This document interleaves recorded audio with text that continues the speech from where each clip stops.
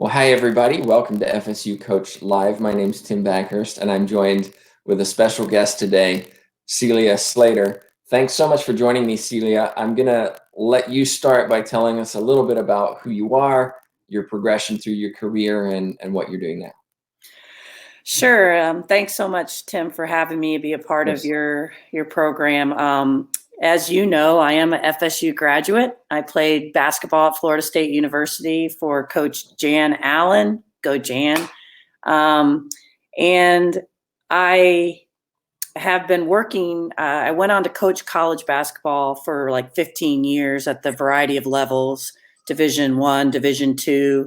Mainly Division II, because that's just kind of where I found my sweet spot. I really like that environment a lot better. And then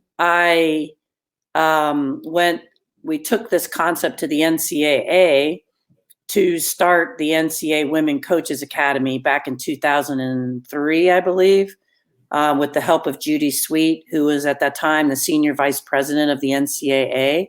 And she really believed in the vision and got behind it. And we started this academy, which began my career of coaching coaches, which I'm still doing to this day. So for 11 years, I was involved with the NCAA Women Coaches Academy. I helped co-found the Alliance of Women Coaches, which is now We Coach. And then in 2014, I moved from there and started my own nonprofit called True North Sports. Still doing the same type of work. The only difference for me right now is that I work with male and female coaches. So all coaches, all sports, and our work is primarily around coach development. So everything that we're doing is around how do we help coaches develop and train coaches, because I think many people on our call, or yourself, we do not have formal training for coaches in our country. So coaches. We're working on it. Yeah, we're working on it, right? So basically, that's what I do, and I think for me, our work is really around. I would call myself an advocate for coaches. I'm a coach's advocate. Okay. Let me go back. We'll kind of go step by step. Let me go back to your coaching career. You said you coached in Division II and you felt more comfortable there. Can I ask why? What was different? Yeah, I just think it wasn't so high pressure. I felt like the Division II philosophy just fit me a little bit better. Felt like you can get to know your players a little better. It was a little bit more laid back. And I don't mean we weren't, wanting to win and everything, but it just isn't the same as a Power 5 school. So starting off these organizations now, you've talked a little bit about coach development. Can you be a little more specific about what that actually means when you say coach development? What do you do exactly? Well, we have a model that we use called the Coaching Compass, which covers about 7 different areas that we think a coach needs to be to become a transformational and an excellent coach. And all of those areas, there's one out of the 7 that really deals with sport IQ, which we would consider how to run a practice, the X's and O's of your sport. And so 1 out of the 7 really kind of deals with that particular piece. But what we find is where coaches suffer the most, or where coaches, like I always say, I don't know many coaches who have gotten fired because they don't know the X's and O's of their sport. And while we might say, well, coaches get fired because they're not winning, but I would say that it's because they're not really mastering those other 6 areas, which is like communication, organization, management, and leadership, moral skills, professionalism, associations, relationships, self-awareness, and I'm like blanking on the other S right now for some reason. But it's all in the whole compass. So for me, we really help them focus on themselves as a person. So when my doorway a lot of times, and I know, is I really care about the coach as an individual. Yes, I want the coach to be good because of the effect that that's going to have on their student athletes and the student athlete experience, which is the most important thing, right? And at the same time, I don't see a lot of ways that we are really supporting coaches and their personal experience as a coach, their job satisfaction. Who's their advocate? Who's the person that really is there to support them? So I think if I can get in and care about the coaches, then I think then they jump into the professional development, and then eventually they're winning because they're in a better place. So for me, it's really about the human aspect of coaching, and what makes them a great coach. Are they happy doing what they're doing? Where are they struggling the most? So on and so forth. So do you work one-on-one with these coaches, or do you offer clinics, online professional development? Do they take Yes. courses? How do they actually go through your organization? Well, I mean, all the above. I do have coaches that I talk to one-on-one. I have, I work with universities, like I coach. I don't hate me for this, people, but I work with all the assistant coaches at the University of Florida on a monthly basis. I do programming for them. And we are offering virtual programs. We have webinar series that we offer. We're getting ready to launch our Coach Development Academy. That'll be virtual. And we're having an event called Camp Elevate for coaches on the rise. And obviously we had to cancel that this year due to the COVID. That's face-to-face event? That's an in-person event, which is kind of like summer camp for coaches, but they basically get a lot of professional development in the morning, and then at night we do a lot of fun stuff. So, but yeah, it's a real mixture. And obviously right now we're looking at how virtually we can connect with them just because of the current environment we're in. We also are writing a workbook series. So we finished our first workbook called Managing Yourself. So it's really introspective, self-reflective. And then we're currently writing Managing Your Culture, which is the second workbook. And the third workbook is going to be Managing Your Program, which is a little bit more nuts and bolts of how do you organize your program? How do you organize your individual meetings? How do you, manage your budget? And, all those kinds of nuts and bolts type pieces. And then probably some special topics like how does an assistant coach make the transition to becoming a head coach, which is where we really mentor a lot of people, is from in that transition, because it's a huge one. It might be one seat on a bench, but that you talk about the perspective shifting. So those are some of the things that we have going on, and that's what the Coach Development Academy will be. It will be using those workbooks kind of as the foundation, moving through those, but also having guest speakers to speak to those topics that are within those workbooks on a more live human basis. Right. Yeah. So if somebody is becoming, I should also mention, if you have a question for Celia, be sure to get it in your chat box. We already have one. I'm going to come to it in a minute. But you're essentially a coach of coaches, and there are other people who are also coaches of coaches. It's not just your organization. You also mentioned, for example, We Coach. Is there, how do you differ yourself from those, or is it you're just part of a group of other organizations that offer the same? You can see where I'm asking here is to. Yeah, no, I think that the more resources for coaches, the better. I don't have this, how do you say it, scarcity mentality. Right.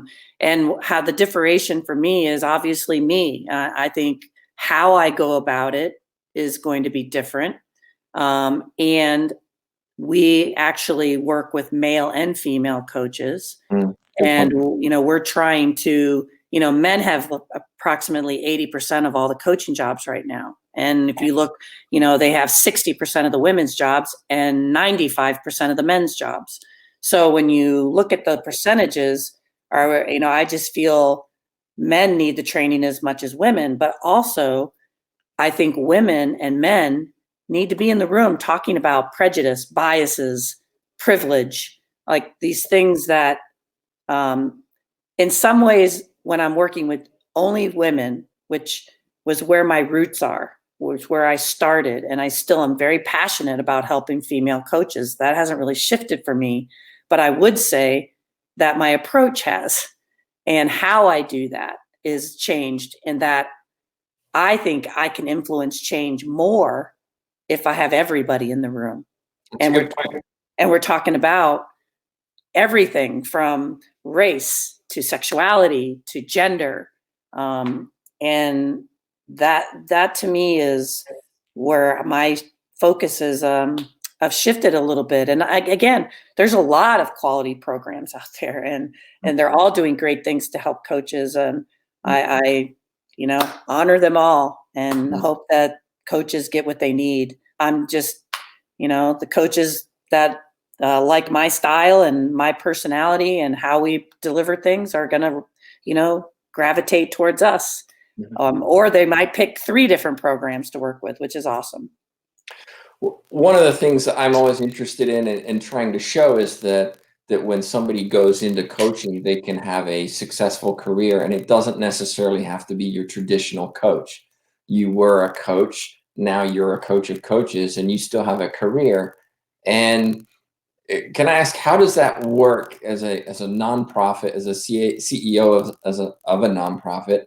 How do you make ends meet? How do you have a living doing this? Well, right now, I would consider what I'm doing. My partner and my wife is Becky Burley, who's the soccer coach at the University of Florida, another Gator in my life. But we consider this work our philanthropy.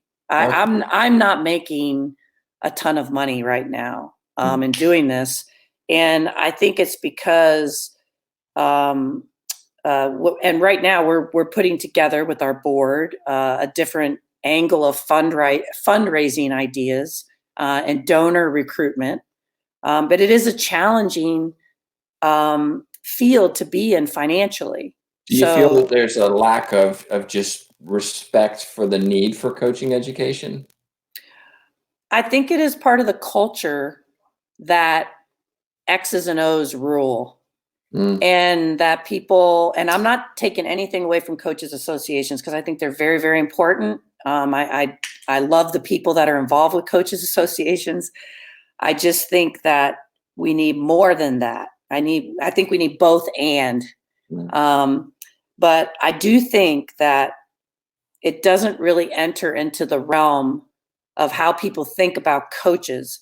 It's almost as if we say it's almost, to me, it's synonymous with saying, you went to school and you had a teacher, so you should be able to be a 3rd grade teacher because you had a teacher and you were in a class. Right. So it's the same thing we do to coaches. We say to coaches, we would never go to a school that didn't have teachers that were certified, but yet for some reason we're going, okay, well, it's okay that coaches aren't certified. They played the sport. They've had coaches. They've watched coaches. Hey, they should be able to coach. I've used the analogy of a dentist in the same way. And I actually wrote a blog post a couple of weeks ago on why you don't want me as your dentist. Yeah. I should be allowed to be your dentist because I've done everything that you just said. Why can't I? Yeah. So is this a way that maybe coaches or prospective coaches who are looking to move up or get into coaching could maybe negotiate into their contracts the opportunity to have professional development provided or paid for, so that it's not just an add-on, so to speak, or it's my responsibility with my salary to pay for it, therefore I'm probably not going to do it? Yeah, I do. I think that people should negotiate more than what is allotted to them to go to their coaching convention every year. Like most head coaches have a budget line item to go to their coaching convention. But what happens with that is not every school, let's just think, not everybody's a Power 5, okay? Right. And we don't have those budgets.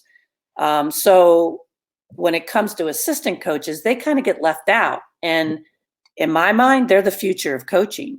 But they have to fend for themselves, sometimes to get to the conventions or get to other. So when coaches go to pay for something like what I offer, or We Coach offers, or What Drives Winning offers, or all these different programs that are out there, many coaches are paying out of their own pocket for that professional development. And again, when a coach, and that's part of the culture shift, that's part of the mentality shift that takes a while. It's like turning a Titanic in some ways, and getting them to understand that coaching is so much bigger than their sport. It's the profession is so much bigger and has so much more that they have to learn beyond what they learn about their sport. And so convincing athletic directors that that's important, and convincing coaches that they need to invest in that, is not always easy, because it hasn't been a part of the coaching profession culture. And that's just been my take on it. Like, getting people to come to our events is the hardest work that I have. And then, but once they come, they're like, holy cow, I didn't know what I didn't know. Right. And that's the thing, is coaches do not know what they don't know. And it's until they get in hot water, until they're dealing with, this issue or that issue. I don't know how to deal with conflict. I'm afraid of conflict. I don't know how to manage a 20-person staff. It's like, it's definitely, it's very, very challenging. Well, let's go to a question, and it's from Steve Hebert. Do you have a mentorship relationship that helped you become a coach of coaches? Oh boy, that's a really good question. I don't know that I have. I feel like all of what I've learned, I have learned from being in the trenches with coaches. And I guess everybody has their superpowers. And I would just say, and I don't mean this in any kind of an arrogant, way, I know my superpower is that I can work one-on-one with the coach, and my ability to walk into a room or on a call and help coaches feel safe very quickly. And I think just over time and my own professional and personal development, I have learned how to listen, trust my intuition with coaches, know when to push, when to hug, and when to get out the 2x4 and hit them over the head. So it's kind of like, I think I honestly have trained myself in many ways, and just from my own personal experience. And I think for a lot of us who came through as coaches or in coach education, we didn't have that mentorship because it didn't exist. And now we're starting to see some of that mentorship starting to exist. And I know, speaking personally, I didn't have a mentor either, but I sure wish I had. And I look back at all the decisions that I had to make where I was like, I don't know what to do. I wish there was somebody I could call and just get some advice. So it's a case of maybe we didn't, but we're trying to provide the opportunity of what we missed out on to the next generation coming up. Yeah, that's a really great point. And I think the other really missed part, what you're talking about, is how do we create a community of coaches across sport? Because to me, it's one of the biggest missed opportunities. Everybody's siloed into their sport, and they have these blinders on. But just like at the University of Florida, I work here, so I know a little bit about what they do with their coaches, and they're very unique in how they have their head coaches get together for a monthly collaboration. Their assistant coaches get together. And to me, I don't know why more schools don't do that. Why don't they hire somebody? Because it's much better when somebody else comes in to do that, because it's really tough to get the coaches to run it. It's subjective, right? You're able to kind of pull away of, I don't have anything involved in here, and so I can lead something or get discussion going, and I'm not involved in the decision making of this, of whatever might come out of this. Yeah, but just think about the coaches at Florida State. I mean, all those resources in the room talking about their experiences and sharing, it's just an amazing opportunity that I mean, I don't know what they do at Florida State, but universities across the country, when it comes to their coaches, it's a missed opportunity. Well, And selfishly, I'll talk about FSU Coach and the fact that, we have classes now where students are coming in across sports. And even just this week, we had a Zoom class, my class, we had a Zoom meeting where we've got, 5 different sports among 6 different people all having a conversation about their experiences.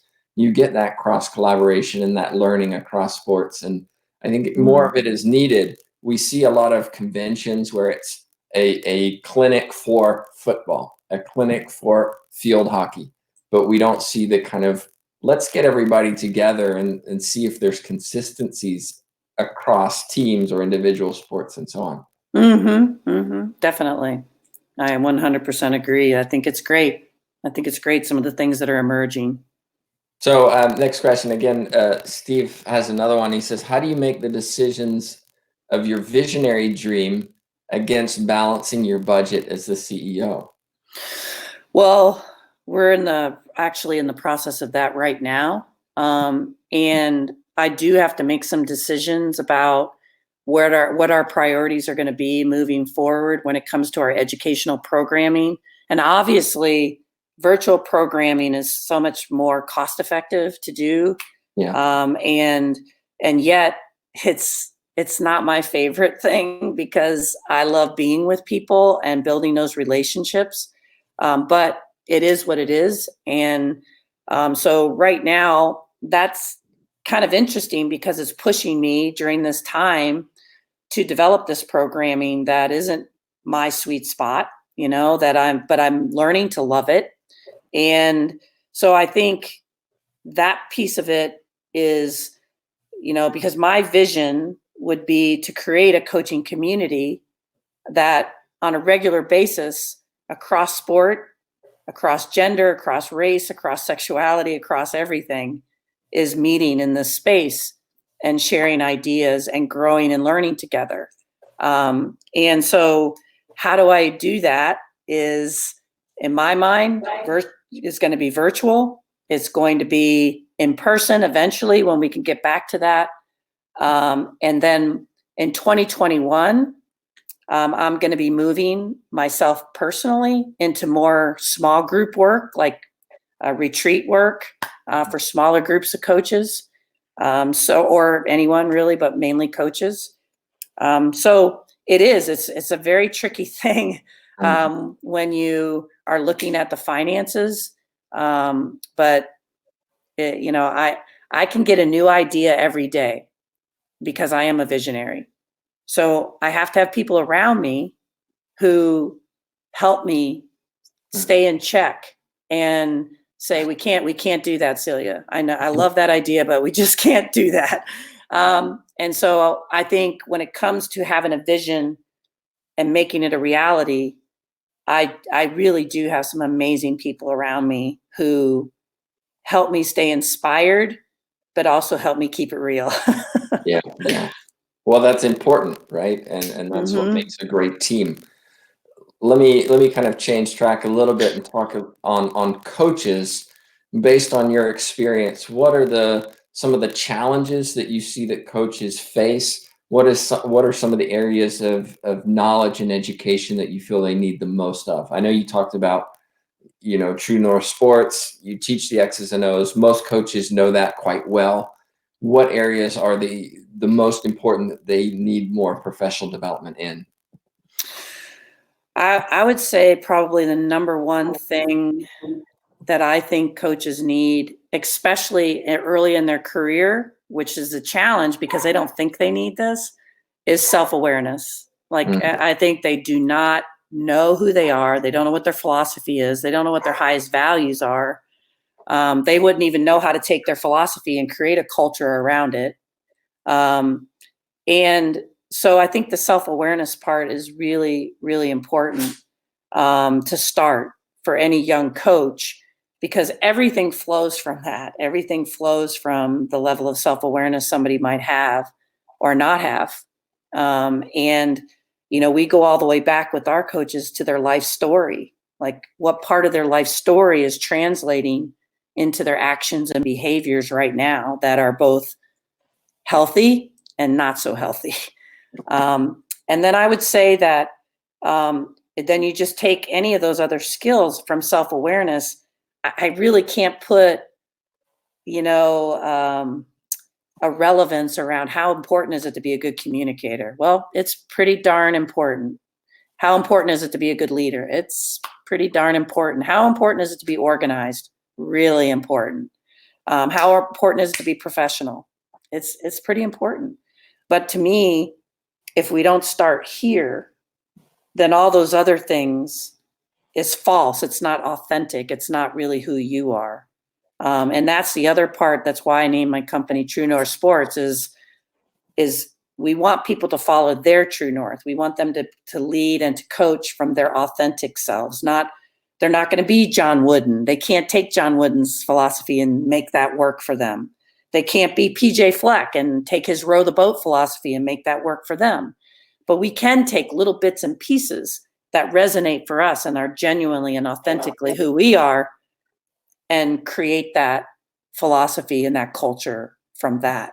But we have to find that genuine and authentic self. The last thing I want to say is I also think coaches, the profession itself, can be very lonely.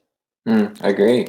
And I think that's one of the parts that I hope I can influence. And is I think like head coaches can be very lonely. And in any profession, the higher up you go, the lonelier it can become.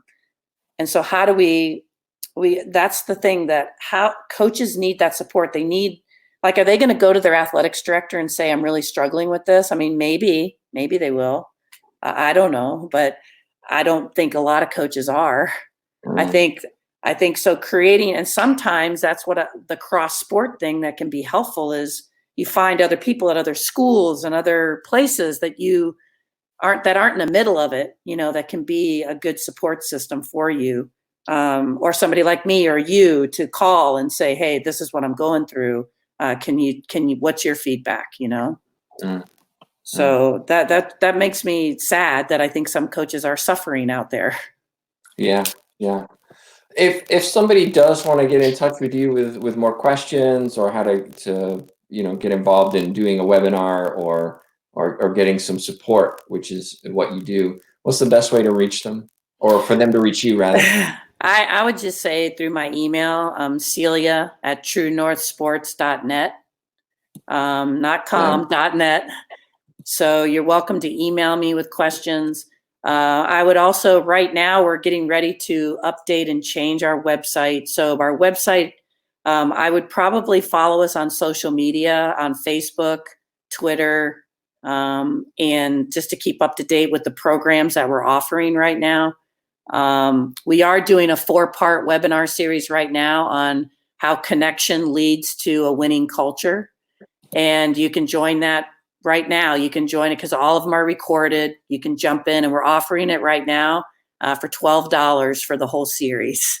So you can find out about that. You can email me. I can give you the Eventbrite link. You can, I don't know if you have show notes, you can post the Eventbrite link in there if you would like to. Okay.